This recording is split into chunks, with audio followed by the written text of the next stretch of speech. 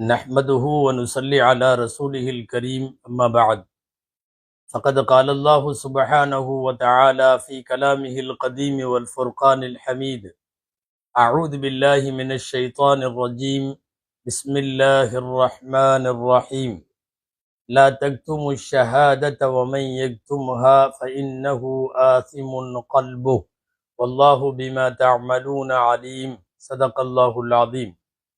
அளவற்ற அருளாளனும் நிகரற்ற அன்புடையோனுமாகிய எல்லாம் வல்ல அல்லாஹுவின் பெயரால் துவங்குகிறேன். அருமைநாயகம் முஹம்மதுர் ரசூலுல்லாஹ் ஸல்லல்லாஹு அலைஹி வஸல்லம் அவர்களின் மீதும் நற்பாக்கியங்கள் நிறைந்த அவர்களுடைய உம்மத்தின் மீதும் குறிப்பாக இந்த ஜும்மா நன்னாளில் நம் அனைவர் மீதும் எல்லாம் வல்ல அல்லாஹுவின் நல்லருள் என்றென்றும் நிறைவாக உண்டாவதாக. ஆமீன். அல்லாஹுவின் பேரருளால் மனித வாழ்விற்கு தேவையான வழிகாட்டுதல்களை எல்லாம் உள்ளடக்கி இருக்கக்கூடிய அல் குர்ஆன் நம்முடைய அன்றாட வாழ்விற்கு தேவையான நெறிகளை அறங்களை அழகாய் போதிக்கிறது. அப்படிப்பட்ட சத்திய சன்மார்க்கத்தில் ஆவணங்கள் என்பது ரொம்ப முக்கியமானது. எல்லாவிதமான ஆவணங்களும் முக்கியமானது. அல் குர்ஆனின் வழிநெடுகிலும் நீங்கள் பார்த்தால் மிகச்சரியாக ஆவணங்களை வைத்திருக்கவும் எழுதி வைத்திருக்கவும் பதிவு செய்திருக்கவும் அல் குர்ஆனில் அல்லாஹ் கட்டளையிடுகிறான். யாராவது இறந்து போகிறவர் தன் மக்களுக்கு மரண வாக்கு மூலம் வசியத்து செய்கிறார், எழுதி வைக்க சொல்லி சொல்கிறது குர்ஆன். யாராவது கடன் வாங்குகிறார், கொடுக்கிறார், கடன் பத்திரங்கள் அங்கே பரிமாறப்படுகிறது, எழுதி வைக்க சொல்லுகிறது அல் குர்ஆன். இப்படி குற்றவியல் சட்டங்களின் சாட்சிகள் தொடுத்து மரண சாசனங்கள், கடன் பத்திரங்கள் உள்ளிட்ட ஏராளமான விஷயங்களை ஆவணப்படுத்த சொல்லி அறிவுறுத்துகிறது அல் குர்ஆன். ஆவணங்கள் மிக முக்கியமானவை. டாக்குமெண்ட்டுகள் என்பது நம் குடியிருக்கிற வீட்டிற்கும் நம்முடைய சொந்த நிலத்திற்கும் வயலுக்கும் வரப்பிற்கும் ஆவணங்களும் பத்திரங்களும் பத்திரமாய் வைத்திருப்பது போலவே நம்முடைய மார்க்க ரீதியாகவும் எல்லா ஆவணங்களும் சரியாக வைத்திருக்க வேண்டும். அவ்வாறு ஆவணங்களை பதிவு செய்வதை திருக்குர்ஆன் ஷஹாதத், சாட்சி பகிர்தல் என்கிற வார்த்தையில் சொல்லுகிறது. அல்லாஹ் சொல்லுகிறான், லா தக்துமு ஷஹாதா, எந்த ஆவணங்களையும் எந்த சாட்சியையும் நீங்கள் மறைத்து விடாதீர்கள். ஒமன் யக்துமுஹா ஃபஇன்னஹு ஆஸிமுன் கல்புஹு, யார் சாட்சிகளை மறைக்கிறானோ அவன் உள்ளம் பாவியானது, பாவம் செய்கிறது என்று சொல்லுகிறது அல் குர்ஆன். ஆவணங்களை பதிவு செய்பவர்கள், ஆவணங்களை வைத்திருப்பவர்கள் எப்படி இருக்க வேண்டும் என்பதையும் குர்ஆன் சொல்ல தவறவில்லை. ஏதாவது கொடுக்கல் வாங்கலிலே ஒரு டாக்குமெண்ட் ரெடி ஆகிறது, ஒரு ஆவணம் தயாரிக்கப்படுகிறது. குர்ஆன் சொல்லுகிறது எந்த மாதிரி இருக்கணும் தெரியுமா? அந்த ஆவணம் பதிவு செய்பவர்கள் மிம்மன் தர்லௌன மினஷ் ஷுஹதா, அந்த சாட்சிகள், அந்த பதிவர்கள், அவர்கள் நீங்கள் விரும்புகிற, நீங்கள் பொருந்தி கொள்ளுகிற நல்லோர்களாய் இருக்க வேண்டும். வேறு ஒரு இடத்தில் து அத்லிம் மின்கும், உங்களில் நீதமானவர்கள் பதிவு செய்ய வேண்டும் என்று சொல்லுகிறது குர்ஆன். ஆவணங்களை பதிவு செய்வது தவறானவர்களோ சுய நோக்கம் உள்ளவர்களோ சாட்சிகள் பிறழ்ந்து பேசுபவர்களோ இவர்களெல்லாம் ஆவணங்கள் செய்யக்கூடாது. யாராவது ஒரு ஆவணத்தை அது பதிவு செய்ததற்கு பின்னால் ஒரு சாட்சியை அல்லது ஆவணத்தை, பதிவை யாராவது மாற்றினால் அந்த பாவம் நிச்சயமாக மாற்றியவனை சாரும். ஃபமன் பத்தலஹு பஅதமா சமிஅஹு ஃபஇன்னமா இஸ்முஹு அலல்லதீன யுபத்திலூனஹு. இது குர்ஆனுடைய சூரத்துல் பக்ராவின் வாசகம். யாராவது ஒரு ஆவணம் பதிவானதற்கு பின்னால் அதை மாற்றினால் அந்த மாற்றிய பாவம் மாற்றியவர்களையே சாரும் என்று சொல்லுகிறது. மாற்றுதல் என்றால் இன்னாருக்கு இன்ன சொத்து என்று இறப்பவர் வசியத்து செய்திருக்கிறார், இவ்வளவு கடனை இன்ன தேதியில் இவர் பெற்றிருக்கிறார், இவர் இந்த கடனை இந்த தேதியில் திருப்பி தர வேண்டும் என்று ஒரு பத்திரம், ஒரு டாக்குமெண்ட் தயாராகிறது. இதை மாற்றுவது என்றால் எப்படி? மாற்றுவது என்றால் மறைத்தாலோ கூட்டினாலோ குறைத்தாலோ இதுவெல்லாம் பத்தலகு என்கிற அல்லாஹுவின் அந்த எச்சரிக்கை வார்த்தைக்குள்ளே அடங்கும். அப்படி யாராவது தவறாக ஆவணங்களில் கை வைப்பு செய்தால் இதை ஆவண திருட்டு என்று சொல்ல வேண்டும். ஆவண திருட்டு என்பதை விட இப்போதைக்கு இந்தியாவிலே நடந்து கொண்டிருப்பது ஆவண திருட்டு மட்டுமல்ல, நம்மை யார் என்ன செய்துவிட முடியும் என்று அதிகாரத்திலே இருக்கிற ஆணவ திருட்டு என்றும் சொல்லலாம். நடைபெறுவது ஆவண திருட்டோ அல்லது ஆணவ திருட்டோ, சாட்சிகளை மறைப்பதும் பதிவு செய்திருப்பதை மாற்றுவதும் மிக பயங்கரமான குற்றங்கள். ஜனநாயகத்திற்கு எதிரானவை, சர்வாதிகாரத்திற்கு வழிகோடுபவை. கடந்த காலங்களில் குர்ஆன் நிறைய வரலாறு பேசுகிறது. ஆவணங்களை யார் மாற்றுவா தெரியுமா? முதலிடத்தில் அதிலேயும் யூதர்கள் தான் இருக்கிறார்கள். பெருமானார் ஸல்லல்லாஹு அலைஹி வஸல்லம் முஹம்மதுர் ரசூலுல்லாவை பற்றி தௌராத்தில், அவர்களின் தோராவிலே இருந்த நபிகளாரின் தனித்தன்மைகள், சிறப்பு தன்மைகள், அங்க அடையாளங்கள் இவைகளெல்லாம் தோராவிலே இடம்பெற்றிருந்தது. அவர்கள் மாற்றினார்கள் என்பதை குர்ஆன் சொல்லுகிறது. அல்லதீன யக்துமூன மா அன்ஸல்னா மினல் பையினாத்தி வல் ஹுதா. திருக்குர்ஆனில் ஒன்றல்ல நிறைய வசனங்களில் அல்லாஹ் சொல்லுகிறான், யகூதிகள் பெருமானார் குறித்த செய்திகளை வேத புத்தகத்திலே இருந்து மறைத்தார்கள். வேத புத்தகம் என்பது இறைவனுடைய ஆவணம், அதிலே மாற்றினார்கள். திருக்குர்ஆனின் வேறு இடத்தில் இந்த வார்த்தை சொல்லுகிறான், யுஹர்ரிஃபூனல் கலிம அம் மவாதிஇஹி. இருக்கிற இடத்திலே இருந்து சில வார்த்தைகளை மட்டும் எடுத்து விடுவார்கள். இருப்பதை எடுக்குதல், இல்லாததை சேர்க்குதல், இது எல்லாமே அதிலே அடங்கும். அன்பானவர்களே, பொருட்களை திருடினால் இஸ்லாமிய தண்டனை சட்டப்படி கைவெட்டு, வலது கையின் மணிக்கட்டு வரை திருடனுடைய கை துண்டிக்கப்பட வேண்டும் என்பது இஸ்லாமிய சட்டம். பொருட்களை திருடினாலே கைவெட்டு என்றால், பொருட்களை திருடினாலே சிறைவாசம் என்றால், வாழ்வின் மிக முக்கியமான ஆதாரங்களாக இருக்கக்கூடிய ஆவணங்களை திருடினால், திருக்குர்ஆனிலும் ஹதீஸிலும் இதற்கு வார்த்தை ஹியானத் என்று வருகிறது. மோசடி, மிகப்பெரிய மோசடி. பலரும் இன்றைக்கு எடுத்து வைத்திருக்கிறார்கள். இந்தியாவினுடைய தேர்தல் ஆணையம் செய்திருக்கிற மிக பயங்கரமான, சுதந்திர வரலாற்றில் முன்னெப்போதும் இல்லாத அளவுக்குள்ள மோசடி. அல் குர்ஆனின் வார்த்தையிலும் ஹதீஸின் வார்த்தையிலும் சொல்லுவதானால் இதற்கு ஷஹாதத்து ஜூர், பொய் சாட்சி என்று பெயர். இல்லாததை இருப்பதாக சொல்லுவதும், இருப்பவர்களை இல்லாதவர்கள் என்று தள்ளிவிடுவதும் இது ஒரு விதமான பொய் சாட்சி. நீங்கள் அறிந்திருக்கலாம், எம்பெருமானார் ஸல்லல்லாஹு அலைஹி வஸல்லம் அவர்கள் கொல்லும் கொடிய பாவங்கள் என்று கொடூரமான குற்றங்கள் 7 பட்டியலிடுகிற போது இணை வைப்பை சொல்லுவார்கள், பெற்றோரினுடைய நோவினையை சொல்லுவார்கள், திருட்டை சொல்லுவார்கள், கொலை சொல்லுவார்கள், கொள்ளையை சொல்லுவார்கள், சூனியத்தை சொல்லுவார்கள். அந்த வரிசையில் ஷஹாதத்து ஜூர் என்கிற பொய் சாட்சியை சொல்லுகிறார்கள் பெருமானார் ஸல்லல்லாஹு அலைஹி வஸல்லம். இன்றைக்கு இந்தியாவில் தேர்தல் ஆணையத்தின் மூலமாக நடைபெற்றிருப்பது மிகப்பெரிய ஹியானத், மிகப்பெரிய ஷஹாதத்து ஜூர், மிகப்பெரிய பொய் சாட்சி, மிகப்பெரிய ஆவண திருட்டு அல்லது ஆணவ திருட்டு. அன்பானவர்களே, ஒரு காலத்தில் மக்களால் தேர்ந்தெடுக்கப்பட்டு வரக்கூடிய எம்எல்ஏக்களை, எம்பிக்களை விலைக்கு வாங்கினார்கள். ஏன் அவ்வளவு காசு கொடுத்து எம்எல்ஏக்களை, எம்பிக்களை விலைக்கு வாங்க வேண்டும்?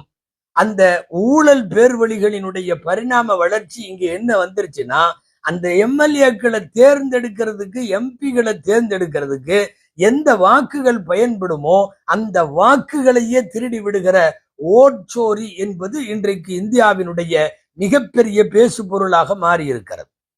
பொதுவாகவே ஆட்சியினுடைய அனைத்து துறைகளிலும் தோல்வி, படுபயங்கரமான மோசமான பாதாளத்திலே இருக்கிற அளவுக்கு ஒரு மோசமான ஆட்சி முறை.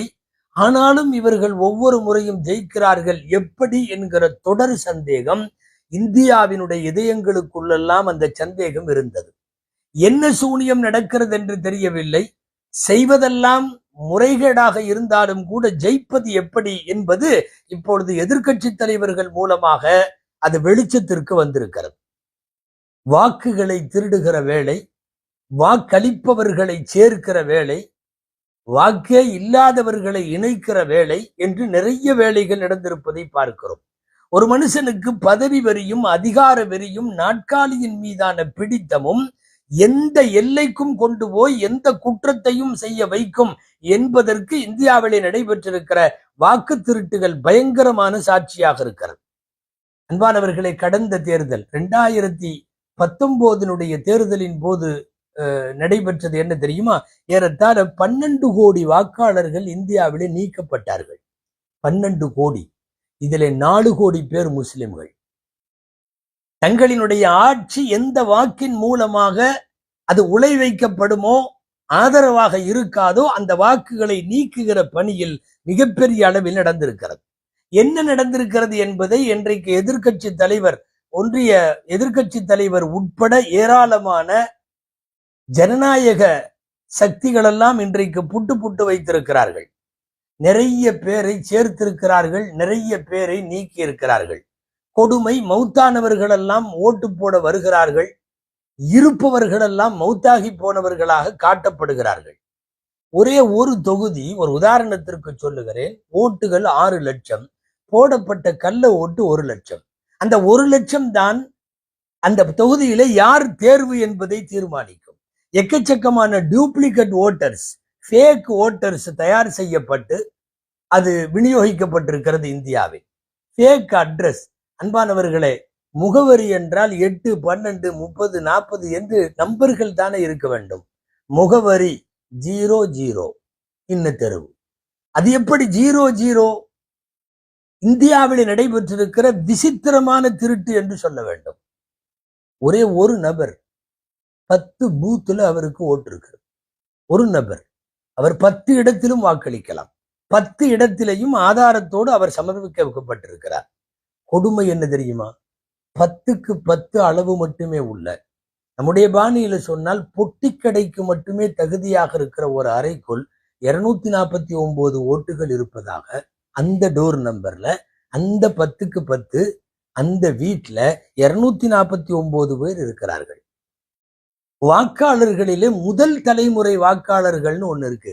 முதல் தலைமுறை வாக்காளர்கள்னா 18 வயசாகி ஃபர்ஸ்ட் ஓட்டு போடுறவங்க, அவங்க முதல் தலைமுறை வாக்காளர்கள். முதல் தலைமுறை வாக்காளர்கள்ல கொடுமை, கேவலம் என்னவென்றால், கர்நாடகாவிலும் சரி, வட இந்தியாவில் மதவாதிகள் வெற்றி பெற்ற மாநிலங்களிலும் சரி, 70 வயசு பெண் பொம்பளை, 70 வயசு பெண் முதல் தலைமுறை வாக்காளராக வருகிறார். முதல் தலைமுறை வாக்காளராக 70 வயசு எப்படி வருதுன்னு தெரியல. அன்பானவர்களே, அதாவது பொய் சொன்னா பொருந்த சொல்லணும், திருட்டு செஞ்சா தெரியாம திருடணும்பாங்க. அப்பட்டமாக அத்துமீறலோடு திருடி இருக்கிறார்கள். மிந்தா தேவின்னு அந்த பொம்பளை 1900 டேட் ஆஃப் பர்த். இந்த பொம்பளைக்கு 1900, இது 2025. 125 வயசு ஆச்சுங்கிறதல்ல, அது ஓட்டு போடுறதுக்கு வருது. எந்த அடிப்படையில் இந்த வாக்காளர்கள் பட்டியல் மிகப்பெரிய அளவில் இந்தியாவிலே மோசடி செய்யப்பட்டிருக்கிறது? வழக்கு தொடுத்தவர்கள் நீதிமன்றத்திலே சரமாரி கேள்வி கேட்டதல்ல. இந்திய வரலாற்றினுடைய நீதிமன்ற பக்கங்களில் ஒரு மிகப்பெரிய ரெக்கார்டு என்ன தெரியுமா? இவர்கள், தேர்தல் ஆணையம் உள்ளிட்டவர்கள் இறந்து போனதாய் சொன்ன 7 பேரை கொண்டு நீதிமன்றத்திலே நிறுத்திவிட்டார்கள். செத்து போனவர்கள் என்று தேர்தல் ஆணையம் சொல்லுகிறது. நாங்கள் தான் அந்த 7 பேர் என்று சொன்ன போது வெட்கி தலை குனிந்தது இந்தியாவினுடைய ஜனநாயகம். அன்பானவர்களே, வாக்கு திருட்டு என்பது இந்தியாவில் மிகப்பெரிய அதிர்வலைகளை ஏற்படுத்தி இருக்கிற இந்த நேரத்தில் இன்னொன்னு நடக்கிறது இப்போது. என்ன தெரியுமா? SIR என்று சொல்லக்கூடிய தீவிர வாக்காளர் சிறப்பு திருத்த முகாம் இப்ப நடக்குது. நவம்பர் 4ல இருந்து டிசம்பர் 4 வரையும் தமிழ்நாட்டுக்கு அதிகாரிகள் நேரடியாக வீடுகளுக்கு ஆவணங்களை, முகவரியை, போட்டோவை சரிபார்த்து நீ வாக்காளர் தானா இல்லையா என்பதை முடிவு செய்வார்களாம். அதை அடுத்த 1 மாதத்தில் இறுதி வரைவு வாக்காளர் பட்டியல் வெளியிடுவார்களாம். அதிலே இருந்தால்தான் வாக்காளர் பட்டியலிலேயும் சேரும். வருங்காலத்தில் அதுதான் இந்தியாவின் குடிமகனாக உன்னை எடுத்துக்கொள்ளவும் சேரும். இந்த SIR என்பதை நன்கு தெரிந்த அறிவுஜீவிகள் NRC NPRனுடைய உருவம் என்று சொல்லுகிறார்கள். SIR இன்னைக்கு ரொம்ப அவசரம். தமிழ்நாட்டுல தேர்தல் வரப்போகுது. நமக்கு ஓட்டு போடாதவனுங்களை எல்லாம் நகுத்தணும். நமக்கு போடுறவங்களை எல்லாம் நுழைக்கணும். நான் மட்டும் சொல்லவில்லை, அகில இந்தியாவினுடைய நீதிபதிகள், பத்திரிகையாளர்கள், ஊடகவியலாளர்கள், ஆளுமைகள் நிறைய பேர் சொல்றாங்க, எஸ்ஐஆர்ல இவ்வளவு அவசரம் ஏன்? நெருங்கும் தேர்தல்கள் தான் அவசரமோ? ஒட்டுமொத்த இந்தியாவினுடைய ஊடகங்களுக்கு, குறிப்பாக இப்போது நவம்பர் 4 முதல் டிசம்பர் 4 வரை என்று காலக்கெடு நிர்ணயிக்கப்பட்டிருக்கக்கூடிய தமிழக மக்களுக்கு ரெண்டு பயம். ஒண்ணு என்ன தெரியுமா? இங்க இருக்கிற முஸ்லிம் வாக்காளர்கள் தலையே போனாலும் மதவாத சக்திகளுக்கு அவர்கள் வாக்களிக்க மாட்டார்கள்.